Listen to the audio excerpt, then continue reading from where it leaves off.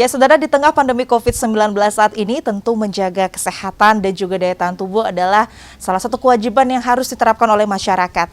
Namun, di masa pandemi COVID-19 ini, kita tidak boleh abai dengan beberapa isu atau kasus-kasus yang lain.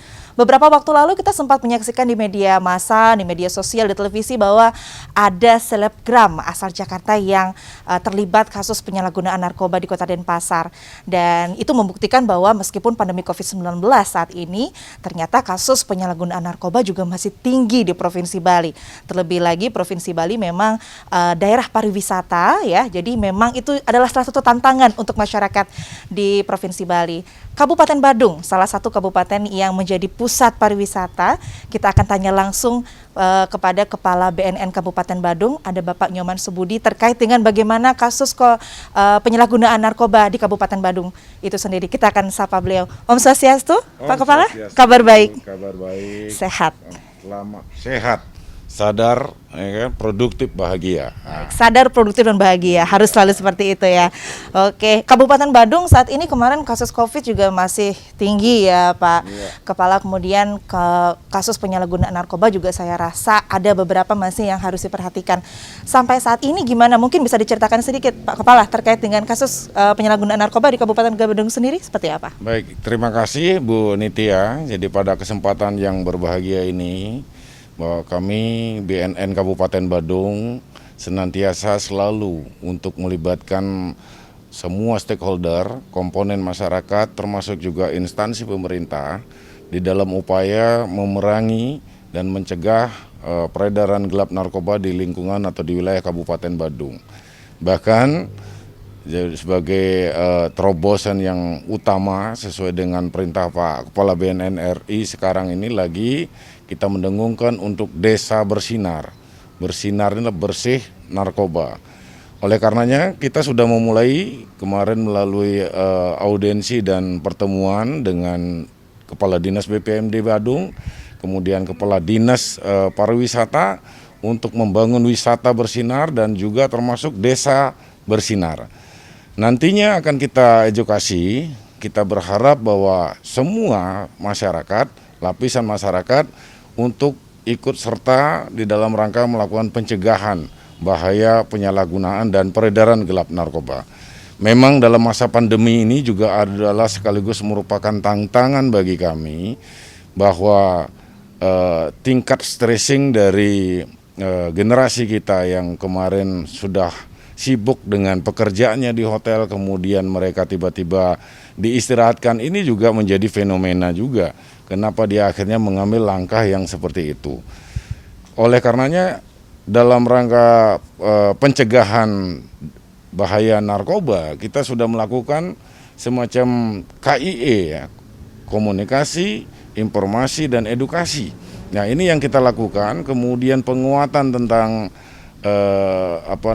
lembaga-lembaga rehabilitasi, kemudian penguatan di komponen masyarakat dengan membentuk intervensi berbasis masyarakat, termasuk juga kita miliki agen-agen pemulihan ya, yang tujuannya untuk memberikan komunikasi, informasi, edukasi tentang bahaya penyalahgunaan narkoba. Di masa pandemi COVID-19 ini kan keterbatasan ya untuk bertemu dengan banyak masyarakat, begitu ya Pak Kepala. Nah, itu gimana tantangannya selama pandemi ini? Apakah program itu tetap bisa berjalan atau ada inovasi baru Pak selama pandemi? Oke, terima kasih. Jadi program-program yang baru selama masa pandemi dengan tetap menjalankan prokes ya, mencuci tangan, memakai masker, dan menjaga jarak, kita lebih sering untuk menggunakan program KIE itu dengan virtual ya, dengan virtual, kemudian dengan itu meeting, Webex, dan lain sebagainya, dengan mengambil audien di baik tingkat pelajar termasuk juga masyarakat ya.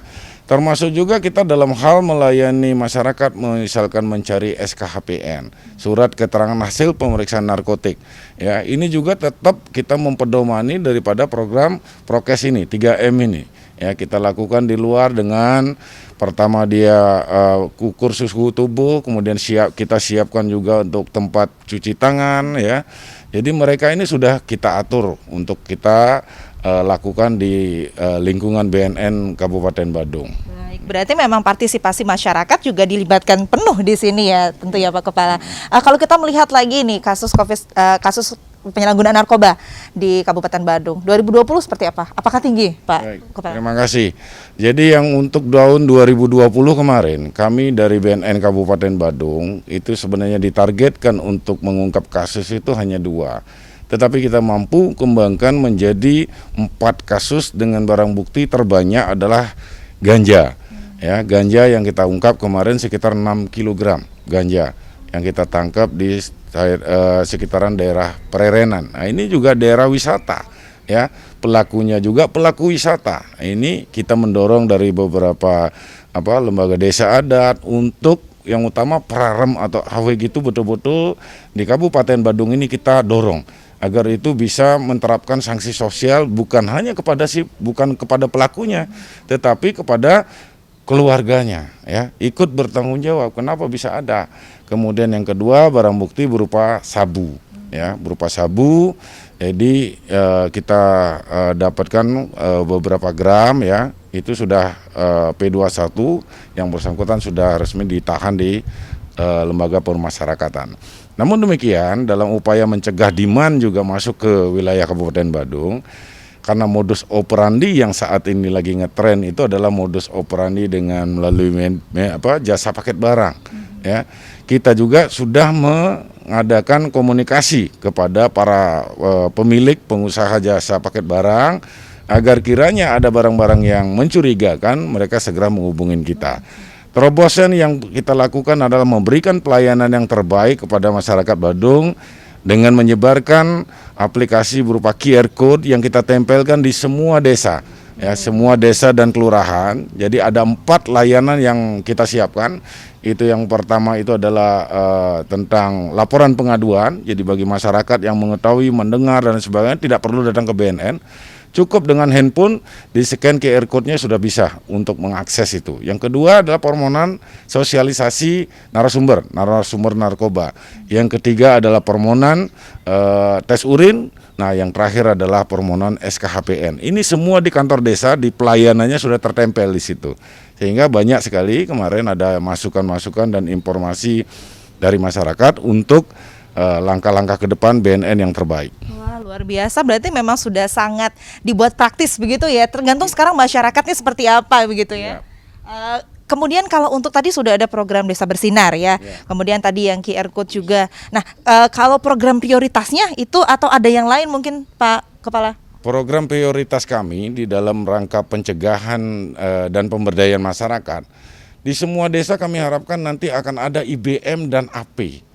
IBM inilah intervensi berbasis masyarakat, ya, yang diambil dari para tokoh-tokoh masyarakat pemerhati narkoba.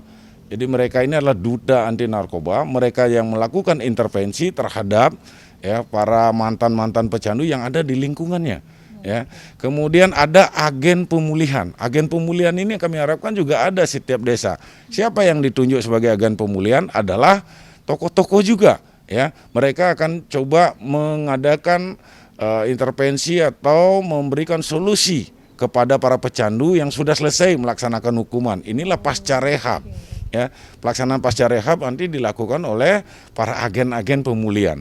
Apabila dia itu tetap kecanduan, maka dia inilah sebagai kepanjangan tangan kami untuk dia dilakukan rehabilitasi gratis di BNN, ya, di Balai Rehabilitasi BNN di Lido, di Badoka Makassar, itu gratis, ya, itu akan gratis. Jadi rehabilitasi kita harapkan ini mampu untuk mendorong daripada masyarakat untuk tidak takut ke BNN dalam rangka melaksanakan proses rehabilitasi.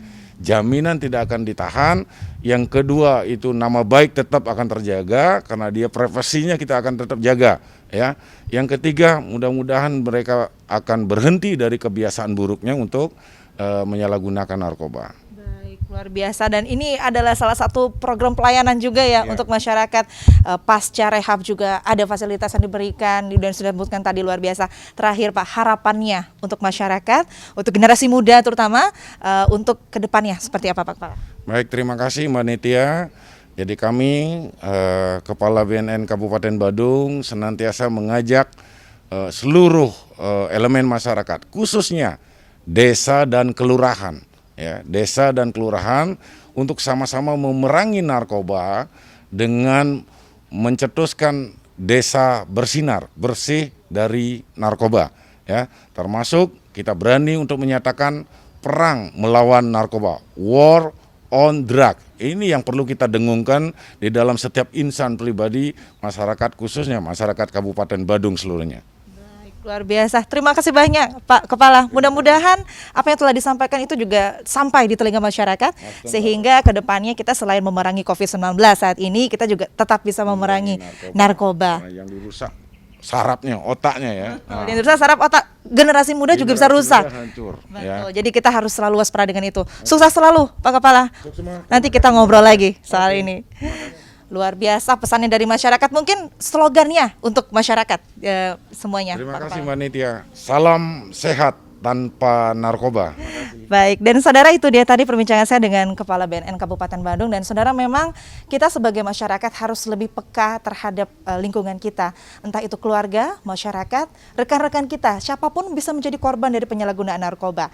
Meskipun saat ini kita sedang fokus terhadap pandemi COVID-19, kita harus tetap fokus pada penyalahgunaan narkoba demi menciptakan timbulnya generasi emas tahun 2045 mendatang. Saya Dewi Nitya, Kadek Santosa, Kompas TV, Gianyar, Bali.